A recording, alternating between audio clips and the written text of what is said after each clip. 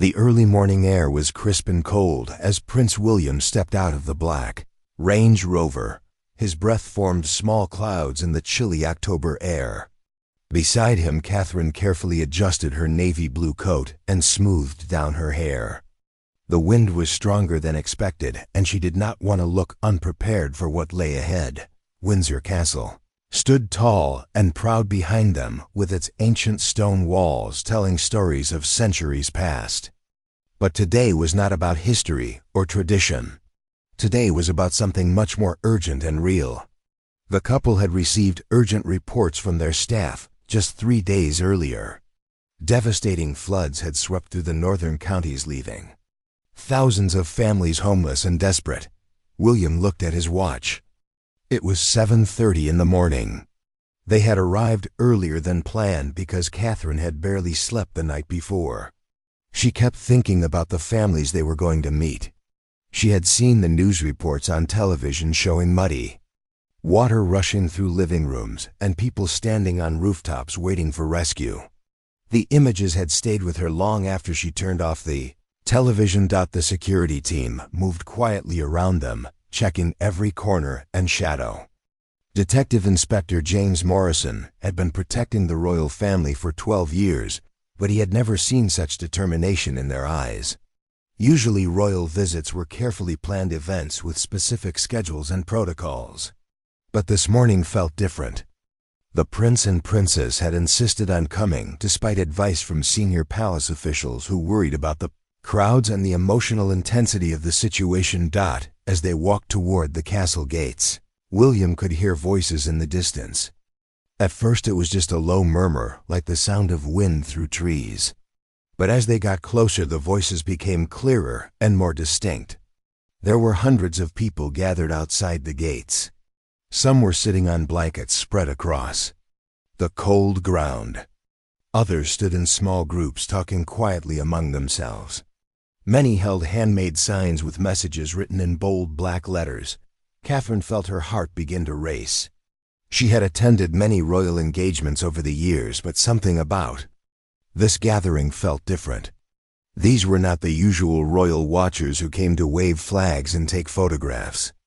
These people had traveled hundreds of miles from their flooded homes. They had spent their last pounds on bus tickets and train fares to get here. They came because they had nowhere else to turn. The couple paused about 50 meters from the gates. Through the iron bars they could see faces pressed close, trying to get a better look. There were elderly couples supporting each other as they stood. Young mothers held sleeping babies wrapped in worn blankets.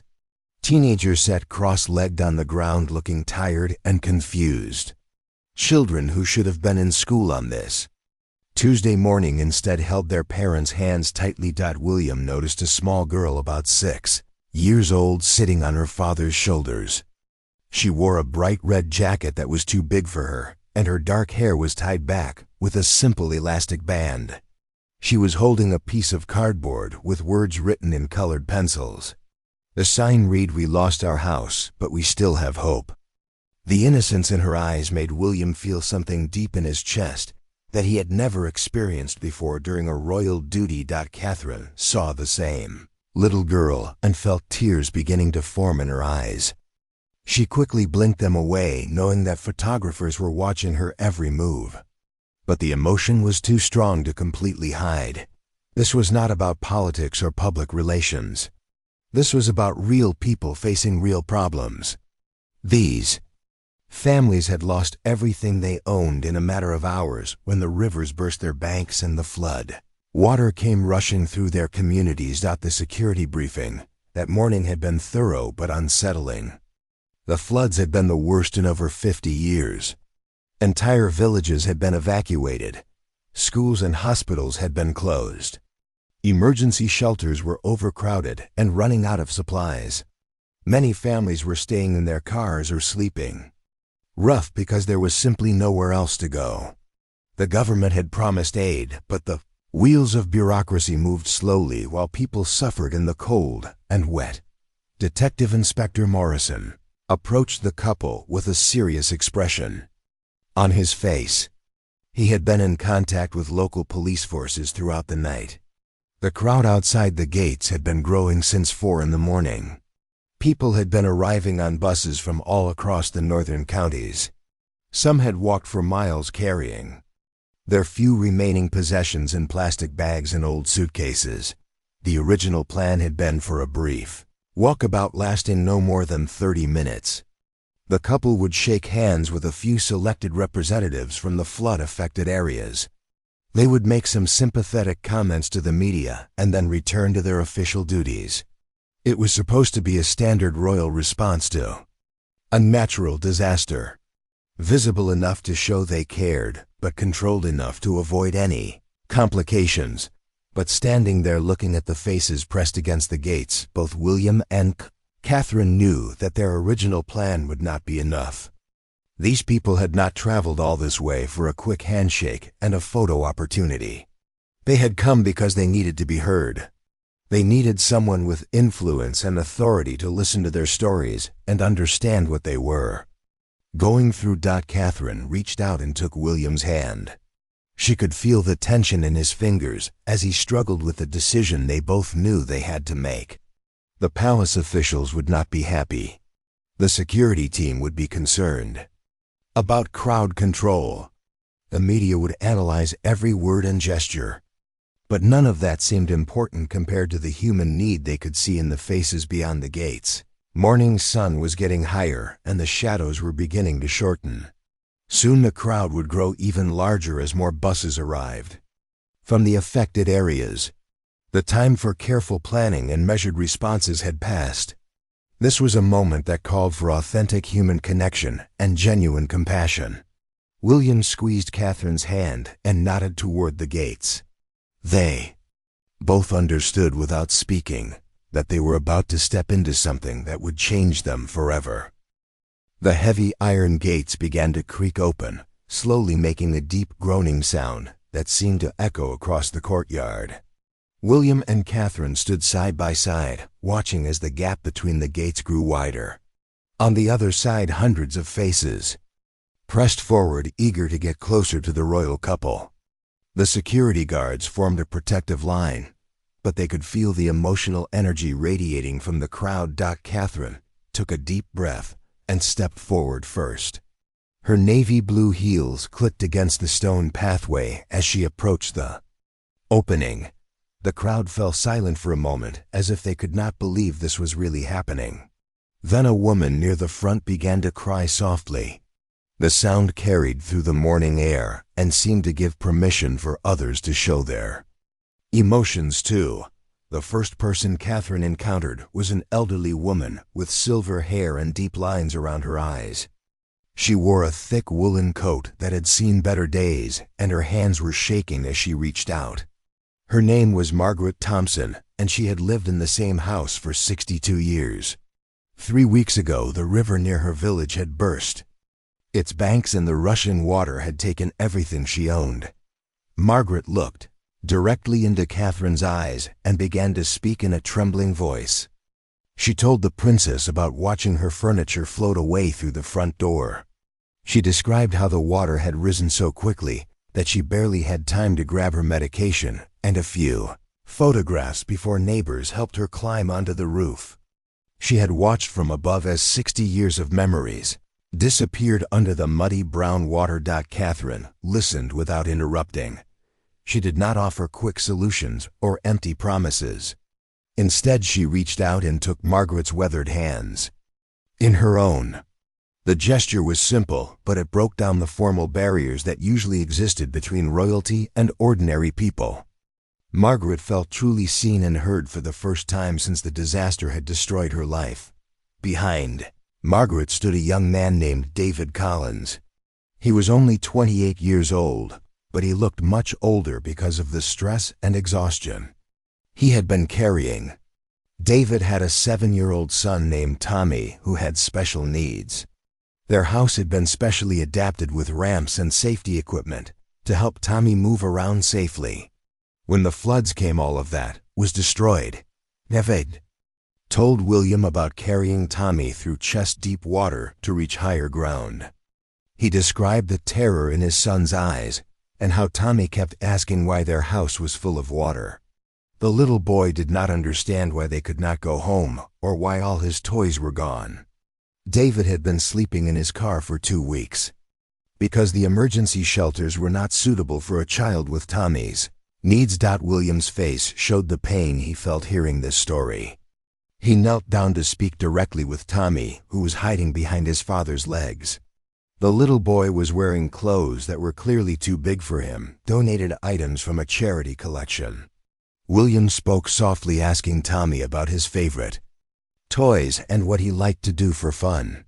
Slowly, Tommy began to respond and even managed a small smile. As word spread through the crowd that the Royals were really listening and caring, more people began sharing their stories. An elderly couple named Frank and Rose had been married for 53 years.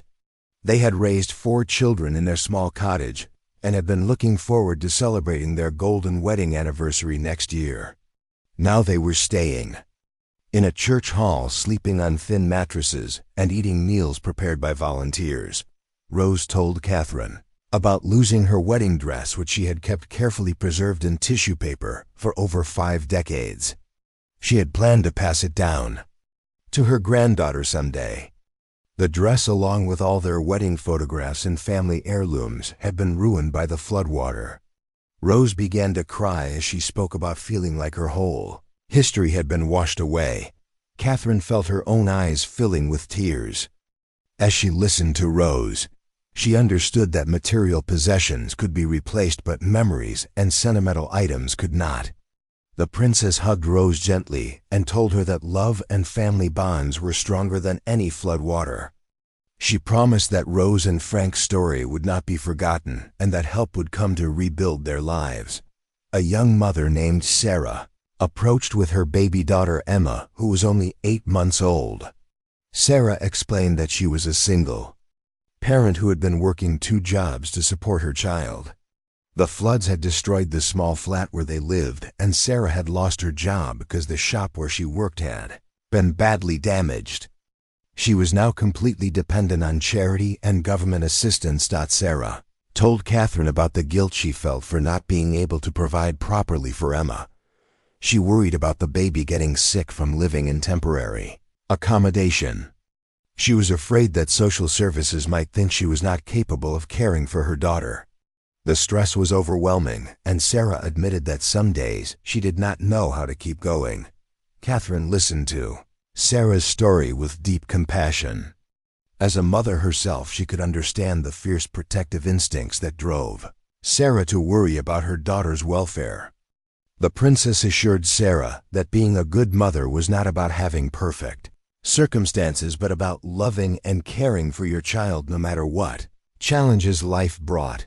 The planned 30-minute visit had already stretched into 2 hours. But neither William nor Catherine seemed ready to leave. They moved slowly through the crowd, stopping to hear each person's story. They hugged children who had lost their toys and comforted parents who had lost their homes. They listened to elderly people who feared they would never be able to rebuild their lives at their age. The media cameras captured every moment, but what they could not capture was the genuine connection being formed between the royals and the flood victims. This was not a staged photo opportunity or a carefully scripted public relations event. This was raw human emotion and authentic compassion flowing freely between people who had found common ground in their shared humanity. Detective Inspector Morrison watched nervously as the crowd continued to grow. More buses were arriving from the affected areas, and the security situation was becoming increasingly complex. But he could see that something special was happening, and he was reluctant to interrupt. The royal couple had clearly made a decision to abandon protocol and respond to the human need in front of them. The crowd had grown to over 400 people now, and the atmosphere was electric with emotion. William and Catherine had been moving through the gathering for 3 hours, but they showed no signs of wanting to leave. Each story they heard seemed to strengthen their resolve to stay longer and listen more carefully.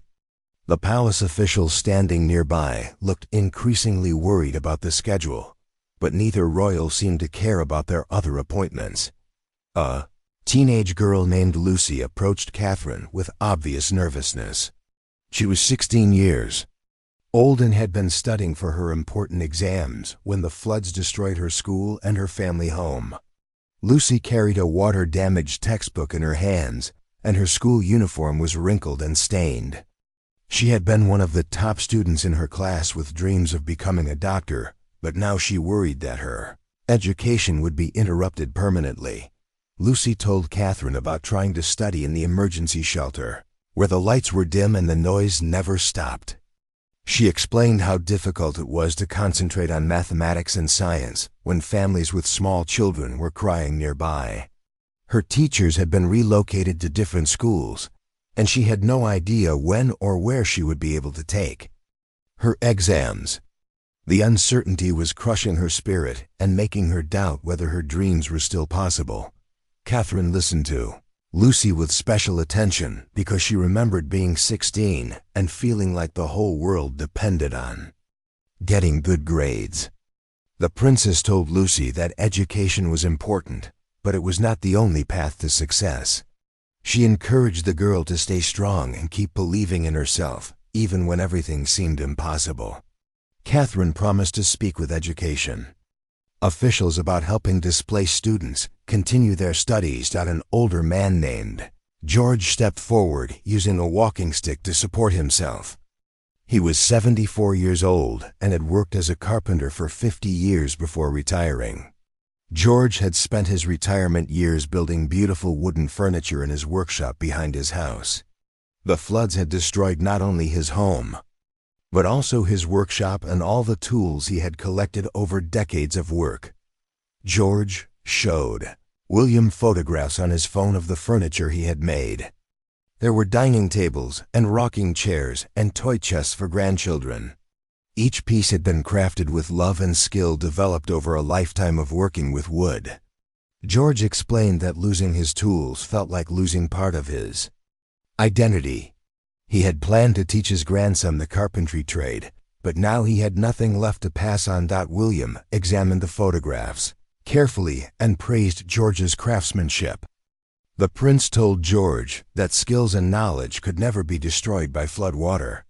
He encouraged the elderly man to consider teaching carpentry classes to young people who wanted to learn traditional trades.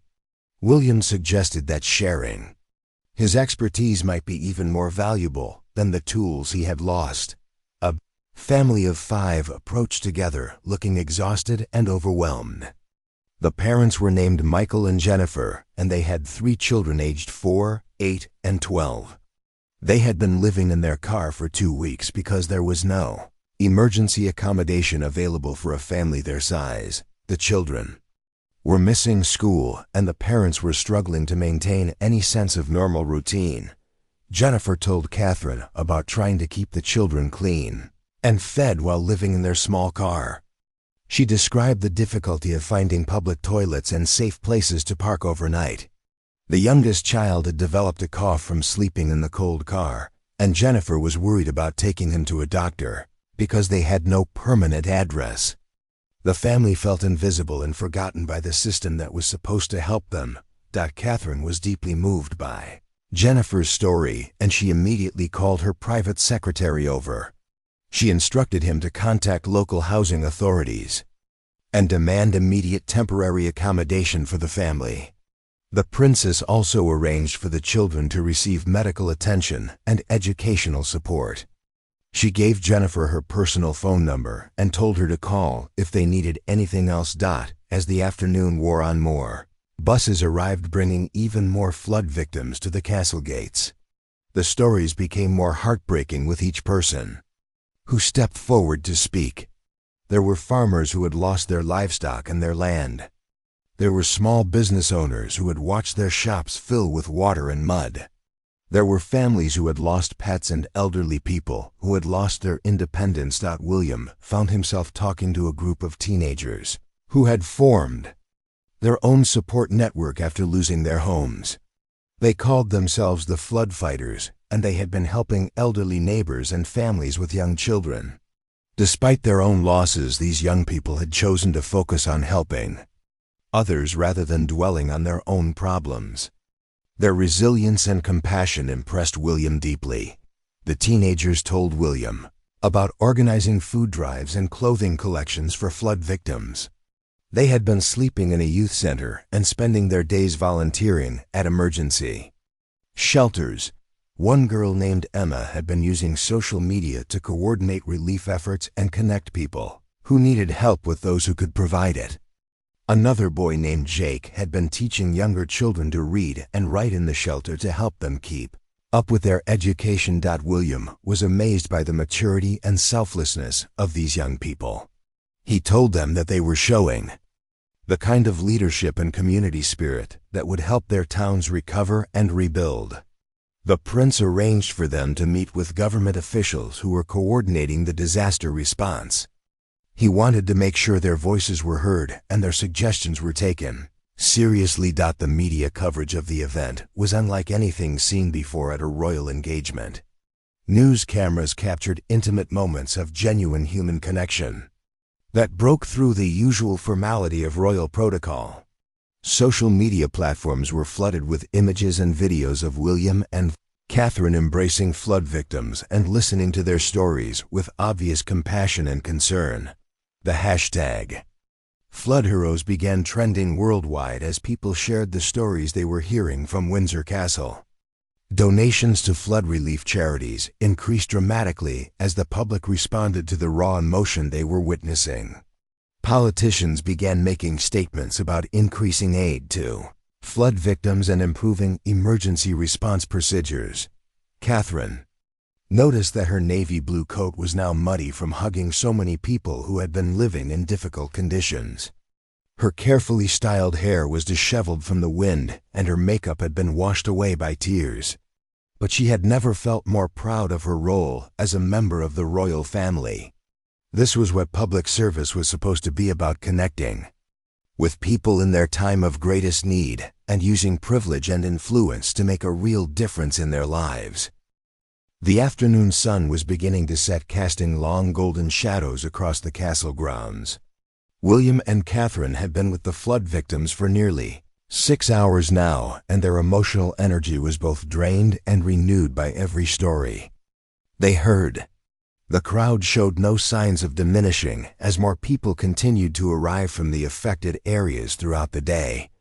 A woman named Patricia wheeled her elderly mother, Helen, toward the royal couple. Helen was 89 years old and had lived through World War II as a child. She had survived bombing raids and food shortages and had rebuilt her life after the war ended. But the recent floods had shaken her in a way that even wartime had not. Helen felt confused and frightened by losing her home at such an advanced age. Helen spoke to Catherine in a voice that wavered with emotion. She talked about the friends she had lost over the years and how her little house had been her last connection to her late husband, who had died 5 years earlier. Every room held memories of their life together, and now those memories felt washed away with everything else. Helen worried that she was too old to start over, and that she would become a burden on her daughter Patricia. Catherine knelt down beside Helen's wheelchair and took her wrinkled hands gently. The princess told Helen that age did not diminish a person's value or their right to dignity and security. She spoke about the wisdom and experience that Helen carried within her and how that could never be destroyed by floodwater. Catherine promised that Helen would not be forgotten and that she deserved proper care and housing in her final years. Patricia began to cry as she watched her mother receive such genuine attention and respect. She explained to Catherine that she had been caring for Helen alone since her father died. The floods had destroyed not only their homes, but also the community support network that had helped Patricia manage her mother's care. She felt overwhelmed by the responsibility and guilty that she could not provide better for her mother. William approached the mother and daughter and listened to their story with deep concentration. He understood that caring for elderly parents was a challenge that many families faced, even without the added trauma of natural disasters. The prince arranged for social services to contact Patricia immediately and provide comprehensive support for both women. He also ensured that Helen would be moved to suitable permanent housing within the week. As news of the royal couple's extended visit spread through social media, more people began arriving at the castle gates. Some came from areas that had not been affected by floods, but wanted to show their support for the victims. Local volunteers began organizing food and drinks for the crowd. A sense of community was forming among strangers who had come together in response to shared compassion.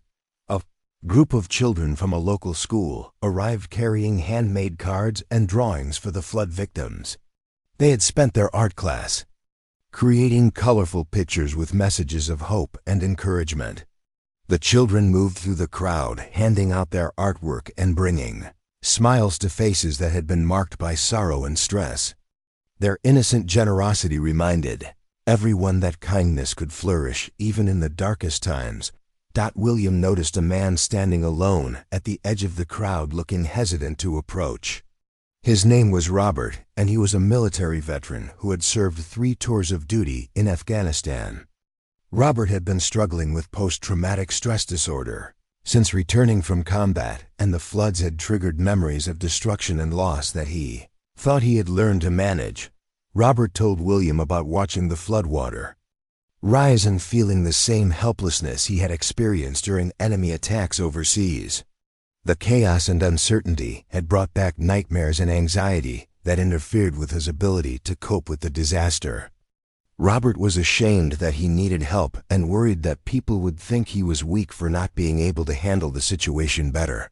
William listened to Robert's story with special understanding because of his own military service and his work with veterans organizations.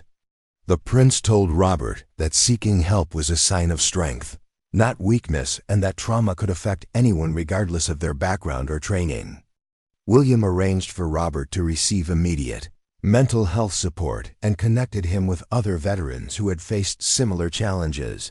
The media attention was now international, with news outlets from around the world reporting on the unprecedented royal engagement.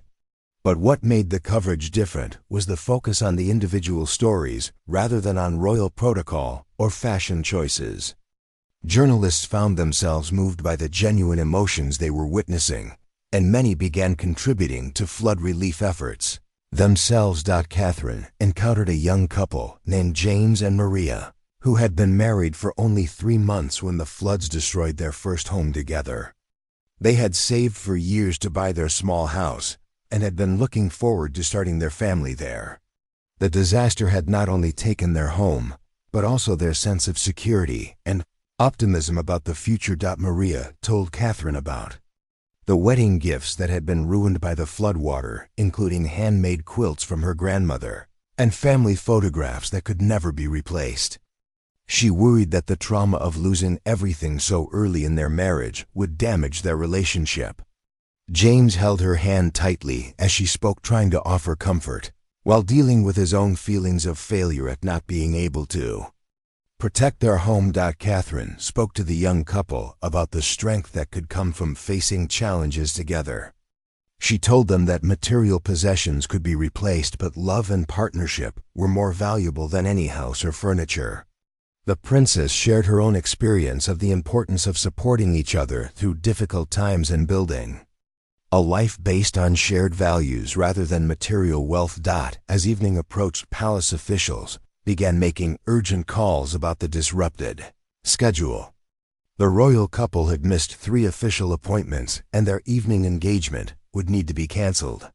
But William and Catherine seemed unaware of the time as they continued moving through the crowd, listening to stories and offering comfort to anyone who needed it. Detective Inspector Morrison approached William with obvious concern about security as darkness fell. The crowd had grown to over 600 people, and controlling such a large gathering was becoming increasingly difficult. But Morrison could see that something extraordinary was happening that went beyond normal royal duties. The detective made the decision to extend security coverage and allow the engagement to continue for as long as the royal couple wanted to stay. The floodlights around the castle began to illuminate the gathering, creating an almost magical atmosphere. People who had arrived as strangers were now talking together and sharing their experiences. Children were playing games while adults organized impromptu support groups. The tragedy that had brought them together was transforming into a celebration of human resilience and community spirit. The castle floodlights bathed the entire gathering in a warm golden glow as the evening deepened. William and Catherine had now been with the flood victims for over 7 hours, and the impact of their presence was being felt far beyond the castle gates.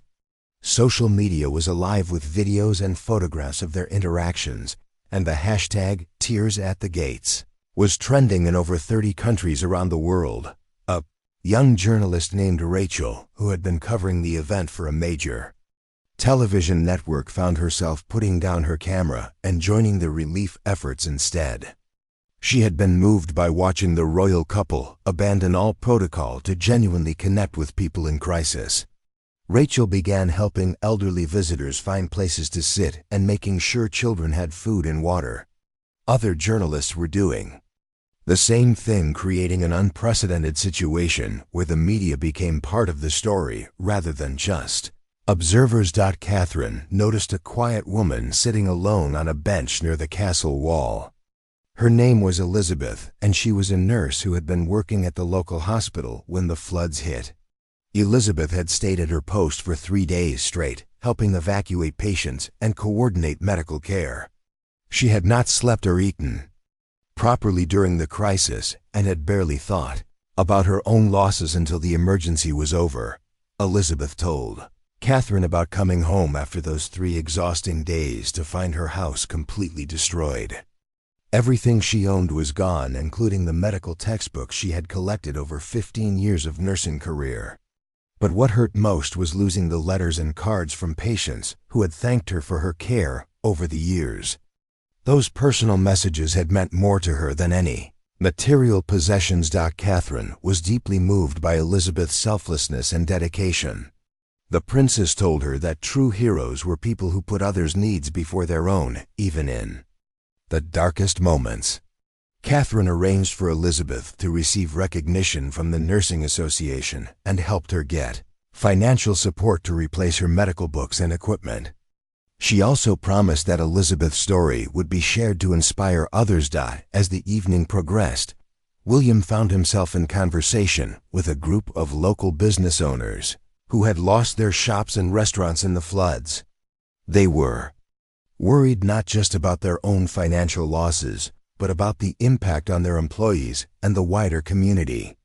Many of these businesses had been family operations passed down through generations, and their owners felt responsible for preserving local jobs and traditions. One man named Peter owned a bakery that had been in his family for 4 generations. He employed 12 people, and his shop had been the heart of the village for over a century. Peter told William about watching 4 generations of family recipes and customer records disappear under the muddy water. He worried that he was too old to rebuild and that a century of family tradition would end with him.